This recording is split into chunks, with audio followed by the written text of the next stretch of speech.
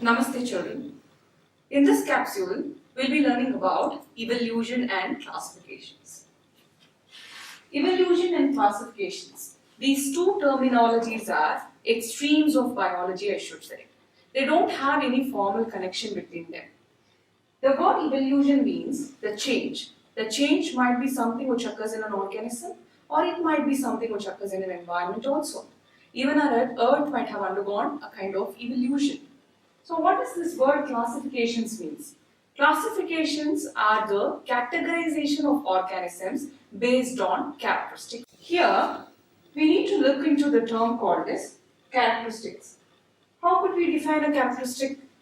Characteristic is something which is constrained with the structure and the behavioral form of an organism. So it deals about, or it deals with structure or the function or the behavioral form of an organism. Characteristics could be defined as the structure or the behavior which is manifested by an organism.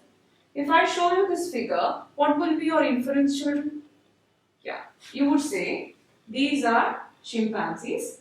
This is a human, isn't it? This is a chimpanzee. This is a human. So it's a kind of an integrated image. There you could see both. Then what will be your next inference? Yeah. Now we'll say that both are a kind of closely related organisms. Isn't it, children? When I add on another image along with, what will be your inference now? Yeah. You would conclude these two organisms are quite similar with each other irrespective of this one. How could you say so? You could conclude this by looking into their structural similarities, isn't it? When I ask you or when I add another image along with this, the image of a plant and the image of a cyanobacteria. This photograph is an example is a photograph of cyanobacteria. When you look into their behaviors, both the plants and cyanobacteria are photosynthetic in nature. What does it mean? They both could prepare their own food. Now, together for all the organisms, if I would like you to categorize, you would categorize them as prokaryotes, animals.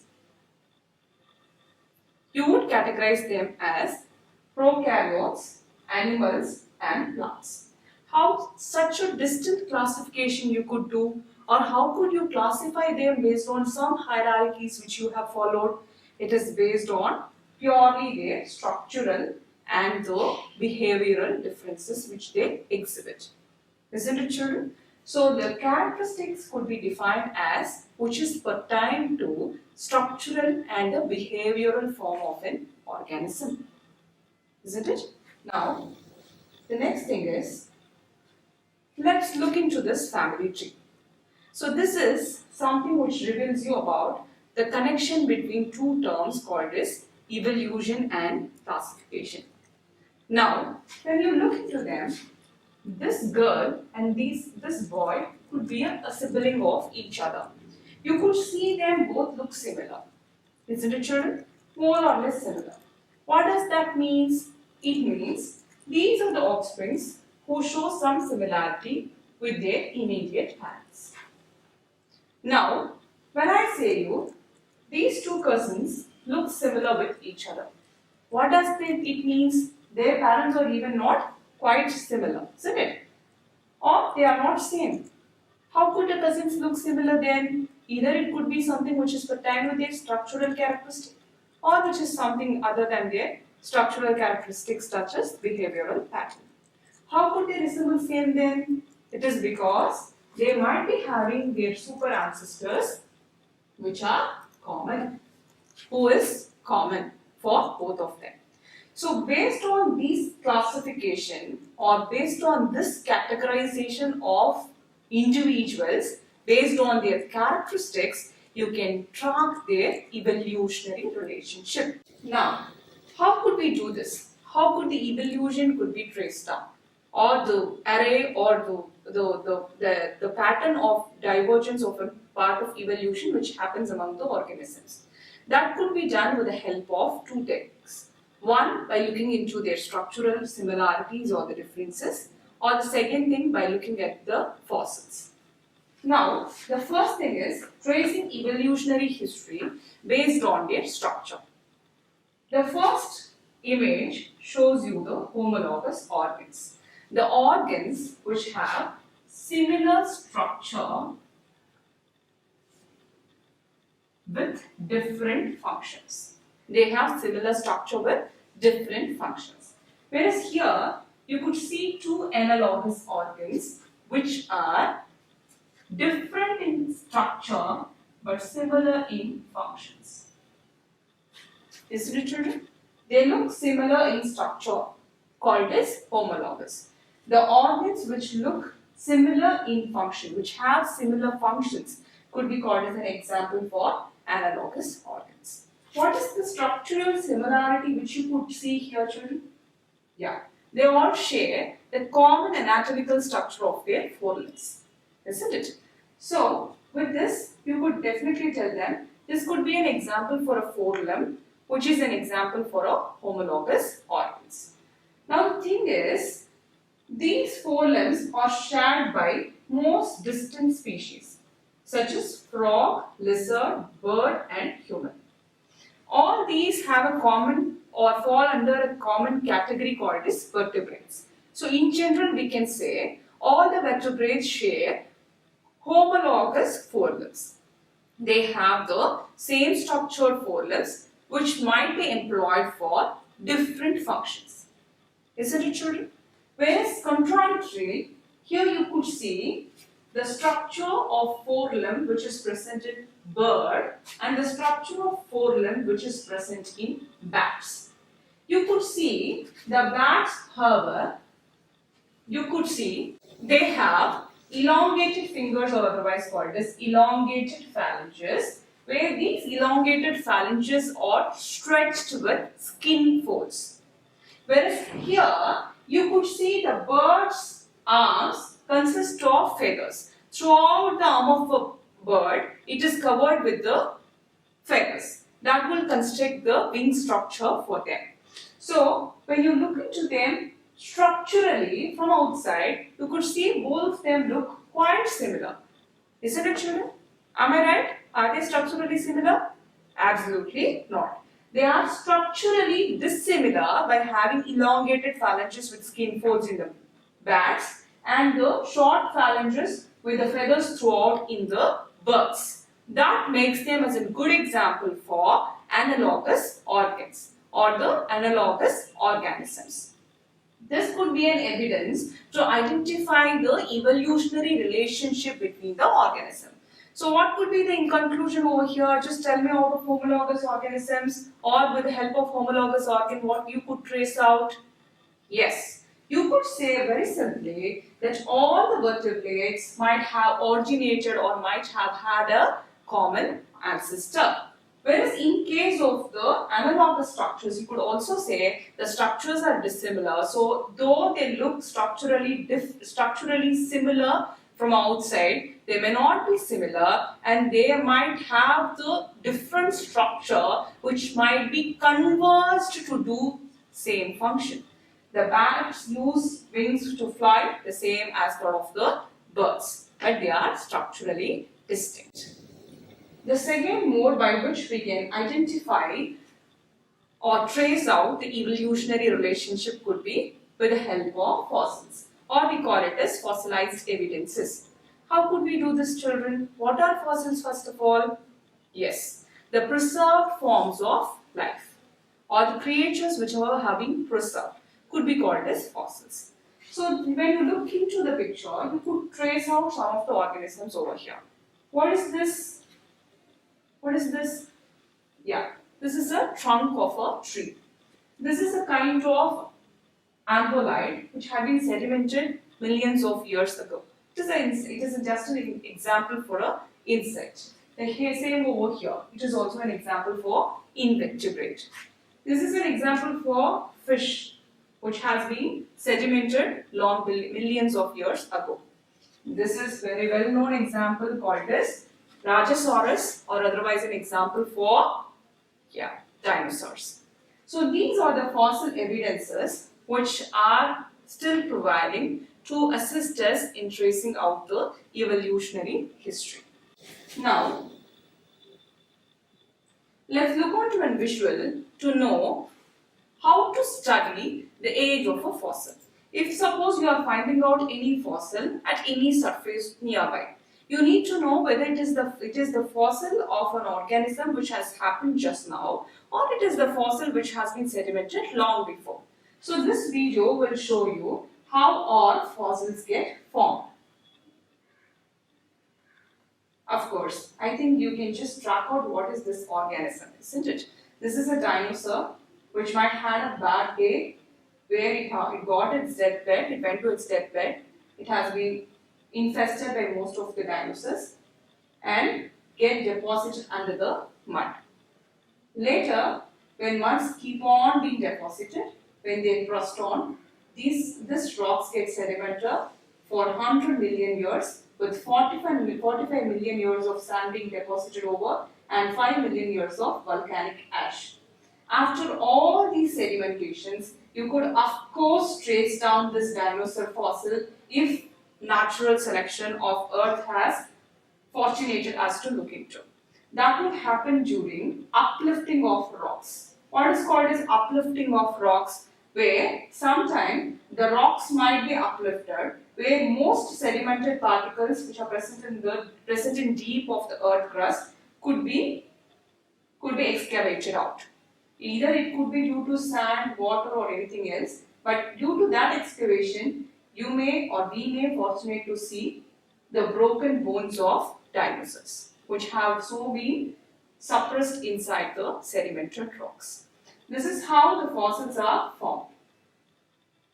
It is very possible for any of us to look into any fossilized organisms near the sandshore, because 99% of organisms seem to be fossilized in the sandshore or in the aquatic marine conditions. So, if suppose you are standing nearby a seashore, please do expect a kind of fossil which you might fortunate to touch with. Evolution by stages. Now, the question comes, how does evolution happen? In the very beginning of evolution, or while reading about the heredity, you might have crossed through a word called as variations. When the variations keep on accumulating due to the mistake or the error which happens in DNA replication, that ultimately leads to evolution. Isn't it, children? So, let's talk about the stages for which any organ or any organism might have adapted for long billion years to take up its final form. Let's see the first example of eyes. What do you think, children? What do you think over here? Eyes are the structure, the more complex structure which are formed very instantly or very immediately due to some variation which happened in DNA? Obviously not. It might be because of the variations which had accumulated bit by bit over generations. So the accumulation of variations bit by bit over generation might have led to this final structure which is adopted and accepted by many of us. Isn't it? Could you imagine a life without the spots on your face, without the eye outlet? Of course not. This is the very first creature called as planaria, which seemed to be fortunate with the eye spots which are present, which was present just to catch up the light. The next stage of this eye spot could be the presence of rudimentary eyes, which could be seen in most of the insects, which were employed for vision.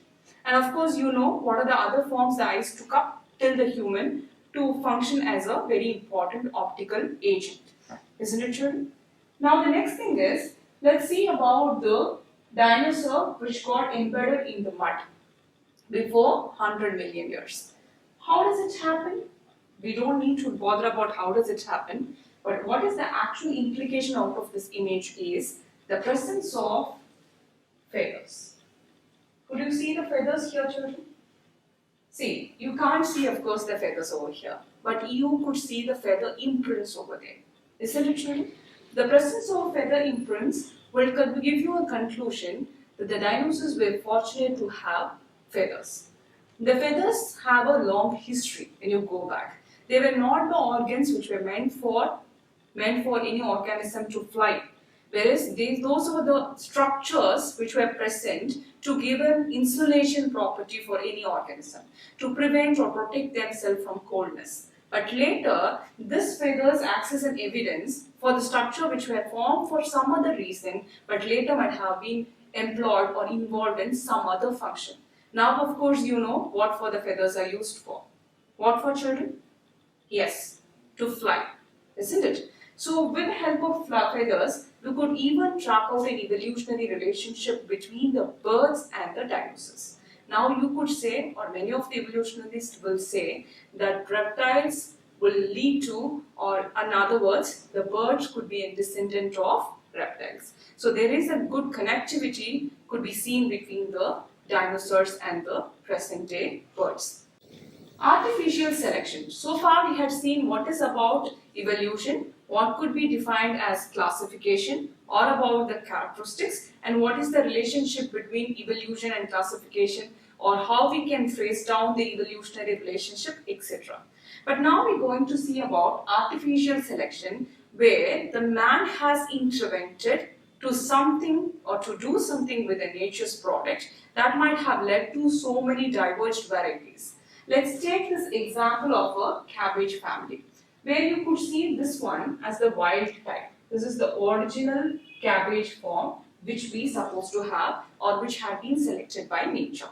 But later, due to man intervention, maybe because of many farmers who might have liked to have certain vegetables which might have shorter distance between the leaves. So they might have produced something called as cabbage. If they wanted some cabbages where the floral development is arrested, they might have formed broccoli.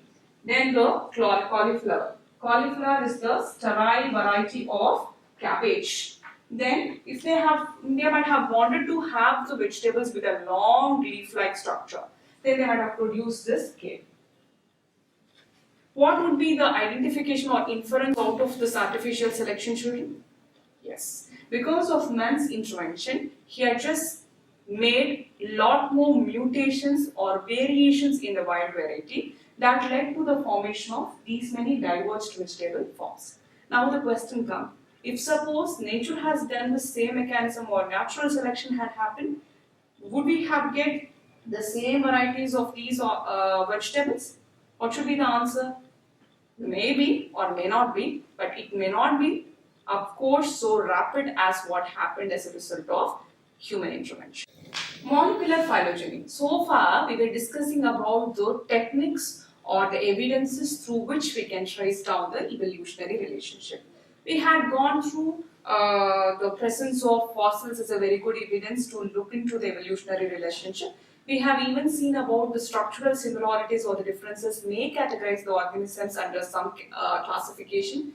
And we had even seen through certain stages through which we can see or we can classify again the organisms of having the formal eyes from where they might have come from.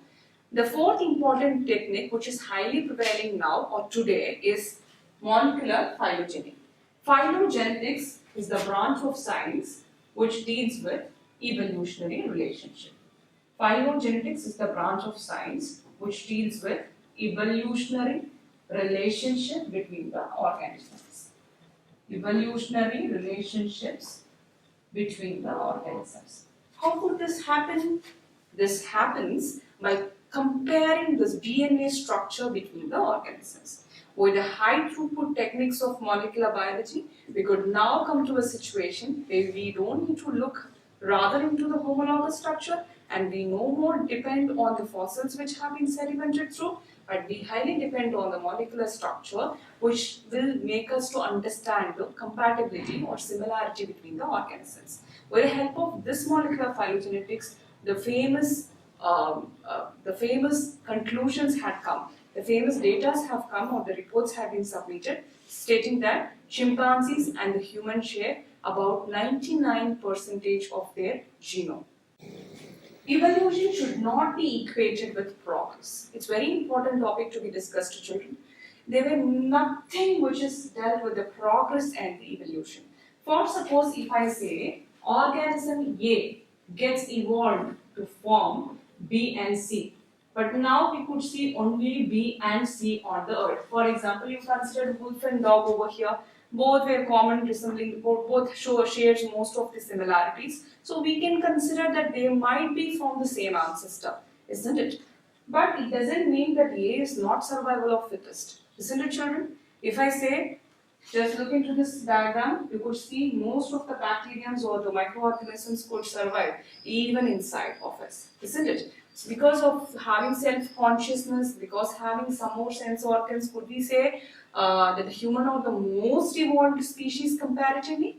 Of course not. Could the human live in the extreme conditions as the bacterium do live? For example, the archaeobacteriums can live in extreme hot springs, or it could live in even thermal vents. It could live in a very cold areas. Do you think the human could also be adapting to so extreme varieties of conditions of the habitat? Certainly not. So it doesn't mean that evolution is the one which decides the progress. Evolution is something which is selected by the organism. Evolution is something which leads to the organisms, diverse varieties of organisms, just the product of sexual reproduction. Finally, it has to be accredited and selected by the nature, and they come to play. Doesn't matter about the survival of fittest and all.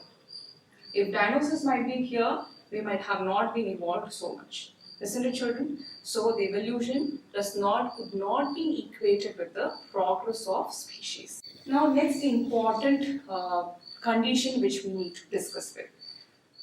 Are we and chimpanzees the same? Certainly not. Just now I told you we share 99% of similarities, but it doesn't mean we are similar. We do have 1% of dissimilarity, isn't it? What does it mean, children? It means we are different from each other, because we are talking about the similarities and dissimilarities at the genetic level. Each human shares 0.1% of dissimilarities in their genetic makeup. The dissimilarity between the human and chimpanzee is about 1%. That is quite large when we think in genetic view. Now the thing is, the question is, are we both similar? Certainly not. Then what does it mean? We might be the organisms who have been formed from the common ancestors. Just because of having a greater similarities between us and the chimpanzees, we can come to the conclusion stating that we might be having a common ancestor. Human evolution. It is ultimate for us to know about how we have evolved out. And before knowing about how the evolution of human happened, it is mandatory for us to know, based on the races or the skin color, no human could be separated from other.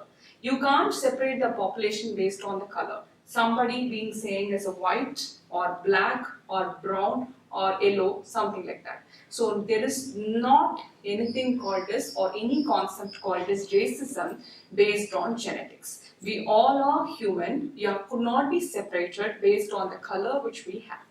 The thing is, now we're going to see about how does the human evolution had happened. We could see our genetic footprints back about million years rooted in South Africa.